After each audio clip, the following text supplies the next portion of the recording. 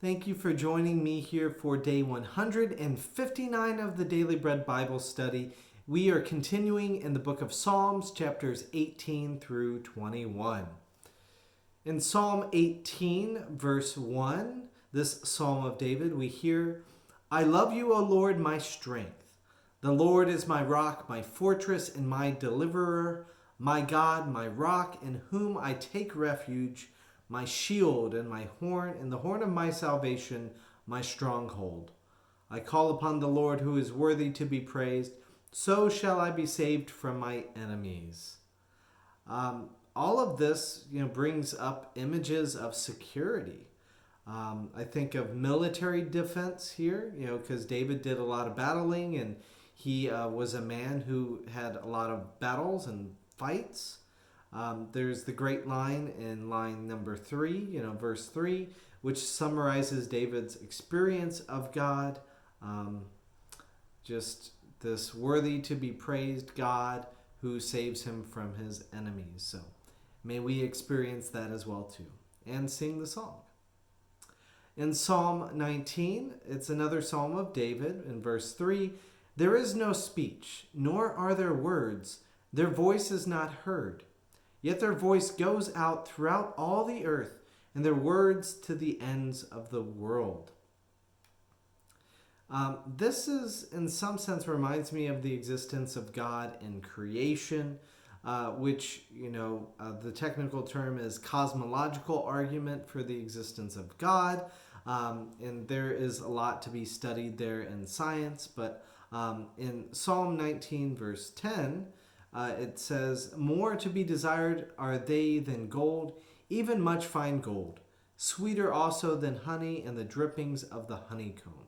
So this is a system of understanding and order that has value to David, who experienced a whole bunch of chaos in his day and time.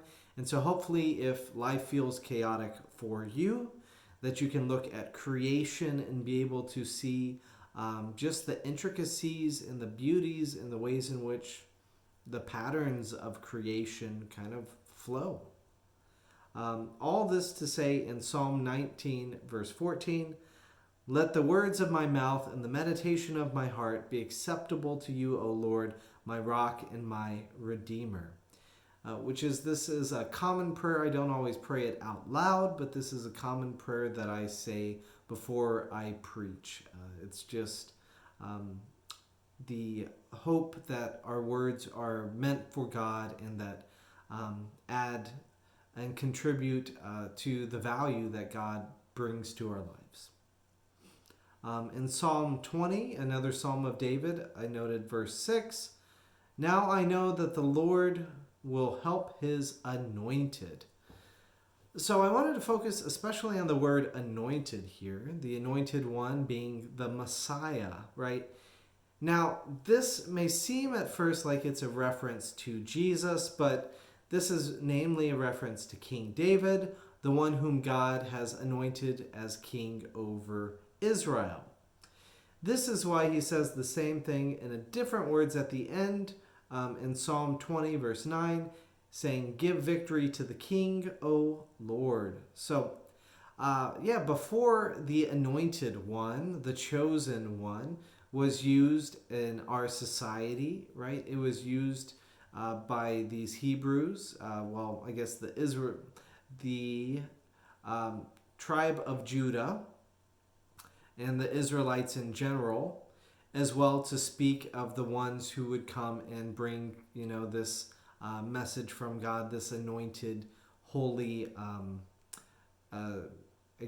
deliverance from God. And so this anointed one who has been anointed with the Spirit of God, we'll see that this anointed one can even be, King Cyrus of Persia. So whoever is anointed with God's Spirit and does God's work can be an anointed one, a chosen one.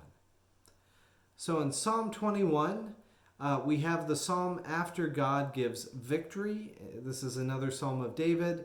So Psalm 20 and 21 kind of flow together, saying in Psalm 21, verse 2, you have given him his heart's desire and have not withheld the request of his lips. Selah. So David wanted victory and he got it. So good for him. Now, Selah is a mark of poetry. I'm not exactly sure what it means.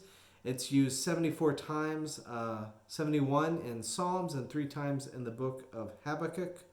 Or Habakkuk, however you want to pronounce that. But anyways, yeah, that is kind of that sense of poetry there, in that still, I don't know exactly for sure with certainty what that is. Is it a pause in the poetry lines? Is it something used for worship to mark like a refrain or repeated verse?